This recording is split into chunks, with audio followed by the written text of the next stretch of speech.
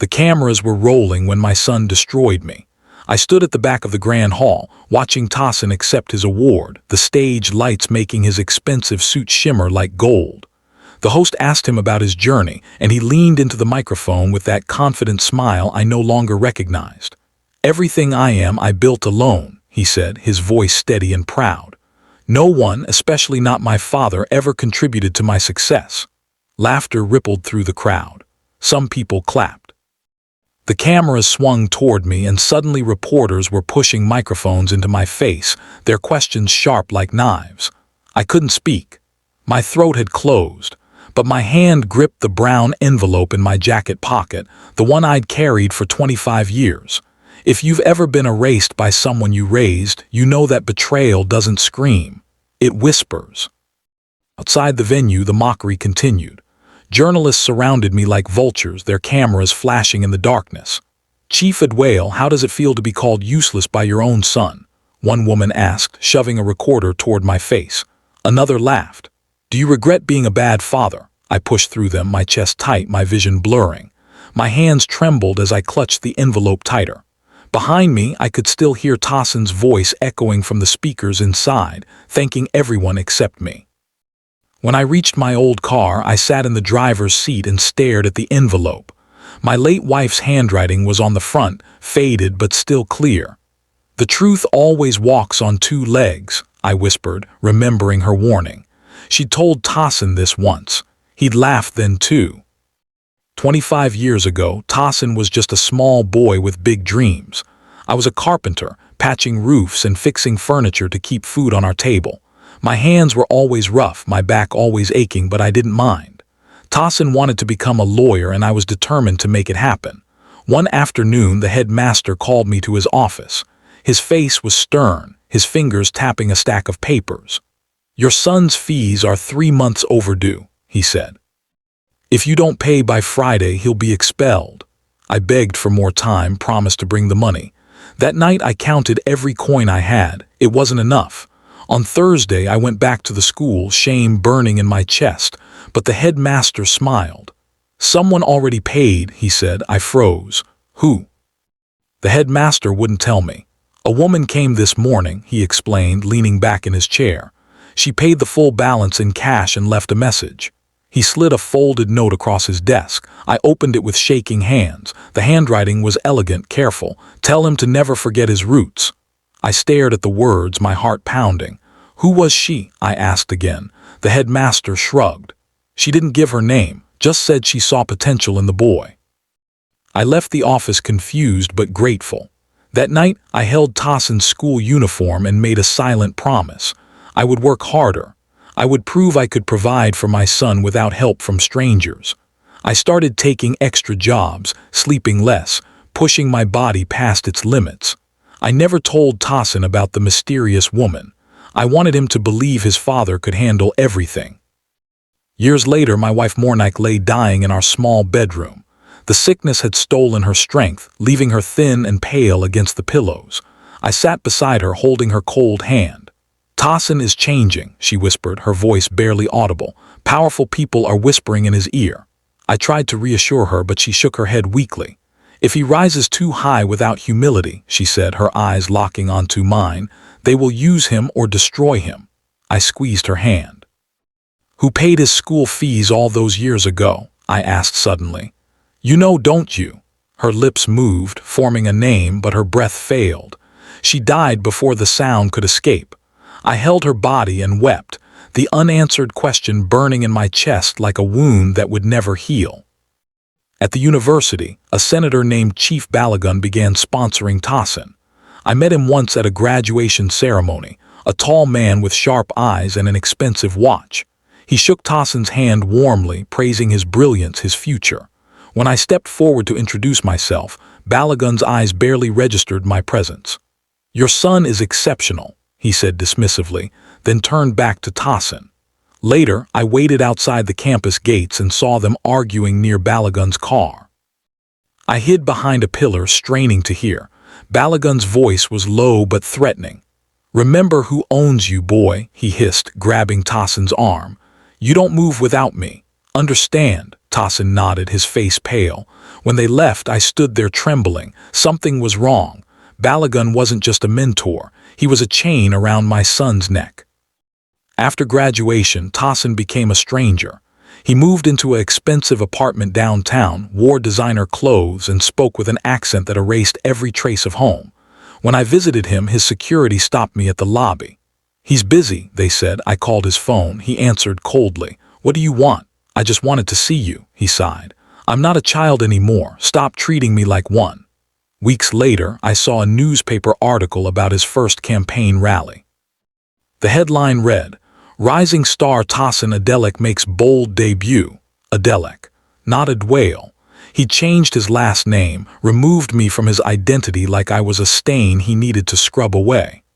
I sat in my workshop that night, staring at the tools I'd used to build his future, and wept. I attended his first major political rally despite everything. The stadium was packed, thousands of people waving banners with his face. I pushed through the crowd, clutching a small gift, a wooden carving I'd made of a father and son. When I finally reached the front, security blocked me. "I'm his father," I said. They laughed. "Sure you are." I called his name. Tassin looked down from the stage. Our eyes met for a brief second, then he turned away and continued his speech. A journalist nearby captured the moment, her camera clicking rapidly. The next day, the photo was everywhere. "Politician rejects his father," the caption read. I stared at the image of myself being pushed away by security guards, my face filled with pain, and something inside me cracked permanently. A woman approached me outside my workshop one evening. She was young, nervous, glancing over her shoulder. "Chief Adwale," she asked. I nodded. "I'm Bimp. I used to date Tassin." She pulled a small USB drive from her purse. "He's in danger. Chief Balagun has files on him, documents about his past. He's using them as leverage." My hands trembled as I took the drive. "What kind of documents?" "About how he became successful, about who really funded his rise. Balagun threatens him with this information to control his decisions." She stepped back. "I can't stay, but you deserve to know the truth." She disappeared into the night. I rushed inside, plugged the drive into my old computer, and waited. A single document appeared. "Benefactor contract confidential." My heart stopped as I began to read. The document was incomplete, pages missing, but what I saw made my blood run cold. It was a contract between Tassin and someone whose name was blurred out. The terms were clear. In exchange for political and financial backing, Tassin agreed to several conditions. One line jumped out, highlighted in yellow. "Candidate must publicly distance himself from all family associations to maintain self-made narrative." I read it 3 times. He'd signed away his father. Signed me away like I was a liability, a weakness to be hidden. The rest of the document was corrupted, the benefactor's identity obscured. But someone had orchestrated this. Someone powerful had bought my son and demanded I be erased as the price. I printed the pages, my hands shaking so badly the papers fell to the floor. This wasn't just betrayal. This was a calculated business decision. I couldn't sleep that night. I paced my small living room, my mind racing. Then I remembered the brown envelope, the one from the school, the one I'd kept all these years. I pulled it from my filing cabinet, dust falling from its edges. Inside was the original receipt from Tassin's first school payment, dated 25 years ago. The signature at the bottom was elegant, flowing. A woman's signature. I held it up to the light, squinting. The ink had faded, but I could still make out the name. I needed to find out who this woman was. She'd paid for my son's education when I couldn't. She'd left that message about roots. Maybe she knew something about Balagun's hold over Tassin. Maybe she could help me understand. I decided to return to the school to find answers buried in the past. The school bursar was an elderly woman now, her hair completely white, but her eyes were sharp when I showed her the receipt. She adjusted her glasses and studied the signature. "I remember this," she said slowly. It was so unusual, a woman coming in with cash, refusing to give her full name. "Do you remember anything else about her?" She nodded. "She said she was doing it for someone close to her, someone who'd lost their way." Then she looked up at me. "This signature belongs to Chief Balagun's sister, Mrs. Falik Balagun." My heart stopped. His sister? Yes, She's a philanthropist always helping poor families, but she and her brother had a terrible falling out years ago. She hated his corruption. She handed the receipt back. If you're looking for truth, she might be the one who can give it to you. I found Mrs. Follick living in a quiet suburb, her home surrounded by gardens. When I knocked, she opened the door herself, a dignified woman in her 60s. I introduced myself, showed her the receipt. Her eyes filled with tears. "I've been waiting for you," she said softly, inviting me inside. Over tea, she explained everything. "I paid Tossin's fees because I saw your humility, your love for your son. You reminded me of what family should be." "But your brother," she sighed. "When Tossin entered university, my brother discovered my involvement. He saw opportunity. He approached Tossin, offered him wealth and power, but demanded one thing." "What?" "That Tossin erase his past, including you. My brother believes self-made stories sell better in politics." My hands clenched. "Tossin agreed," she nodded sadly. "And he's been trapped ever since." I couldn't stay silent anymore. I contacted one journalist, a young woman who'd been kind to me during the award ceremony humiliation. I gave her one hint, just enough to start questions. "Ask who paid Tossin's first school fees," I said. Within hours, it exploded. Social media erupted with a new hashtag, "Who paid Tossin's fees?" Thousands of people demanded answers. Tossin's team scrambled, releasing a statement that dismissed the rumors as baseless attacks from jealous rivals. But the fire had been lit. News channels picked up the story. Radio hosts debated it. Everyone wanted to know the truth. I watched from my workshop, my phone buzzing with messages from strangers offering support. For the first time in years, I didn't feel alone. The truth was beginning to walk on its own two legs, just like Mornick had promised. Adejok TV invited me for a live interview. I almost declined, afraid I'd break down on camera, but Mrs. Follick encouraged me. "Tell your story," she said, "not with anger but with truth." So I sat across from the host, a gentle woman named Auntie Shade, and spoke quietly about my struggles, about working 3 jobs, about sleeping 4 hours a night, about the mysterious payment I never understood until now, about watching my son rise while being told I had no part in it. I didn't accuse anyone, I just told my truth. By the end, Auntie Shade had tears in her eyes. "Do you have proof?" she asked gently. I nodded. "I do, and when the right eyes are watching, I'll show it." The interview went viral immediately. Millions watched, and the pressure on Tossin became unbearable. Chief Balagun called me the next day. His voice was ice. "You're making a mistake, old man. Stop digging into things you don't understand." "I understand perfectly," I said. "You bought my son." He laughed darkly. "I gave him a future. What did you give him? Poverty? Shame? I gave him love.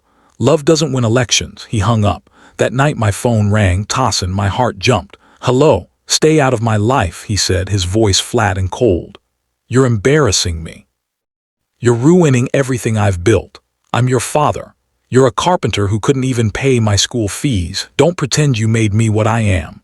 The line went dead. I sat in the darkness, the phone still pressed to my ear, and finally understood. I hadn't just lost my son. I'd lost him years ago. I'd just been too blind to see it. Mrs. Follick decided she'd had enough. She called a press conference, and I watched it live on TV. She stood before cameras, her voice steady and strong. "My name is Follick Balagun, and I paid for Tossin Adelek's first school fees 25 years ago." Gasps echoed through the room. "I did it because I believed in helping struggling families. But my brother, Chief Balagun, turned that act of kindness into a weapon. He manipulated that boy, demanded he deny his father, and built a political puppet." She held up a folder. "I have every receipt, every bank transfer, every photo of the boy I invested in. And I have proof of the contract my brother forced him to sign." The room erupted. Reporters shouted questions. Cameras flashed. Mrs. Follick stood firm, unbending, a warrior for truth. I watched through tears, finally understanding why Mornick had smiled when she tried to speak that name. Within hours, the full benefactor contract leaked online. Someone from Balagun's office, disgusted by the corruption, released everything. The document was clear. Tossin had agreed to publicly disown his father in exchange for political backing, money, and connections. The internet exploded. People who'd once praised Tassin now called him a traitor. His social media filled with angry comments.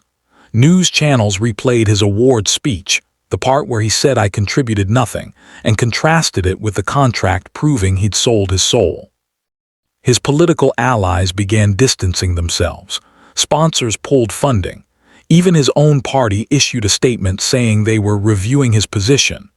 I sat in my workshop, watching the empire built on lies crumble in real time. I should have felt victorious. Instead, I just felt sad. This was still my son, still the boy I'd raised, now drowning in consequences of his own choices. Tassin called a press conference to address the scandal. I watched from home as he stood before hostile cameras, his face pale, his confidence shattered. The documents are misleading, he claimed, his voice shaking. My father lived off me for years. I supported him when he couldn't support himself. Lies poured from his mouth like poison. Then something unexpected happened. The back doors of the conference hall opened. I walked in, the brown envelope in my hand. Every camera swung toward me. The room went silent. Tassin froze mid-sentence, his eyes wide with shock. I walked slowly down the aisle, my footsteps echoing. A journalist offered me his microphone. I took it, my hand steady now. "I'm sorry to interrupt," I said quietly, "but I think it's time for the truth." Tassin's mouth opened, but no sound came out. He just stared at me like he was seeing a ghost. I walked to the podium and placed the envelope down gently. "This is the original receipt from my son's first school payment," I said, opening it for the cameras. "Paid by Mrs. Falik Balagun when I couldn't afford it." I pulled out more papers. "These are receipts from every small contribution I made over the years. Money from carpentry jobs, roof repairs, furniture sales." I spread them across the podium like evidence in a trial. I never asked for credit. I never wanted recognition. I just wanted my son. My voice cracked. But somewhere along the way he was taught that fathers like me are obstacles to success, that love is weakness, that truth is negotiable. I looked directly at Tassin. His face was wet with tears. "I wasn't asking for gratitude," I said softly. "I was asking for my son back." The hall remained silent. Then slowly someone started clapping. Then another. Then the entire room erupted in applause. Tassin stood frozen at the podium, tears streaming down his face. The cameras captured everything, his shame, his breaking, his complete unraveling. "It's true," he finally whispered into the microphone. "All of it." The room quieted. Chief Balagun approached me in university. He offered me everything I'd ever dreamed of, but he said I had to become someone new, someone without baggage. He looked at me. I was ashamed of being poor. I wanted so badly to be important, to matter. So I signed his contract. I agreed to erase my father. His voice broke. I told myself it was necessary, that he'd understand, that success required sacrifice. He wiped his eyes. "But the truth is I was just a coward, and I'm sorry." The media frenzy exploded, but I noticed Chief Balagun slipping out the side door, his career imploding around him. Hours later, news broke that he'd resigned from his party, facing multiple investigations. Tassin had finally broken free, but the cost was everything. Weeks later, Tassin came to my workshop. He looked smaller somehow, humbler, broken in ways that might eventually heal. "I don't expect forgiveness," he said, standing in the doorway. I looked up from the chair I was repairing. "Good. I know I destroyed us." I set down my tools. "You did." He stepped inside, looking around at the workspace where he'd played as a child. Can I try to fix this?" I walked over to him, this stranger who wore my son's face. "A child who forgets his father," I said quietly, repeating Mornak's words, "will one day forget himself." He nodded, tears falling. "I forgive you, Tassin, not because you deserve it, but because I need to heal, and I can't heal while carrying hate." His face lit up with hope. "So we can, but forgiveness doesn't mean restoration," I continued. "You can't undo what you've done, you can't unspeak those words. You can't give me back the years you erased me." His hope crumbled. "I understand," he whispered. "I just wanted you to know I was wrong about everything." Months passed. The media moved on to other scandals, but my life changed forever. I became a symbol, an image of quiet dignity that people needed to see. Strangers stopped me on streets to thank me for standing up for fathers everywhere. Mrs. Falik and I partnered to open a community education fund in Mornak's name. We helped struggling parents pay school fees, exactly as someone once helped me. At the fund's opening ceremony, journalists gathered again, but this time the questions were kind. One reporter called me the real foundation behind Tassin's rise. I smiled at that. Years ago, those words would have meant everything. Now they meant less than the peace I'd found. Tassin attended the ceremony, sitting quietly in the back. We'd spoken twice since that day in my workshop. We weren't father and son anymore, not like before, but maybe we were building something new, something honest. As I cut the ribbon and cameras flashed, I thought of Mornak. The truth had walked on two legs just as she promised, and it had set me free.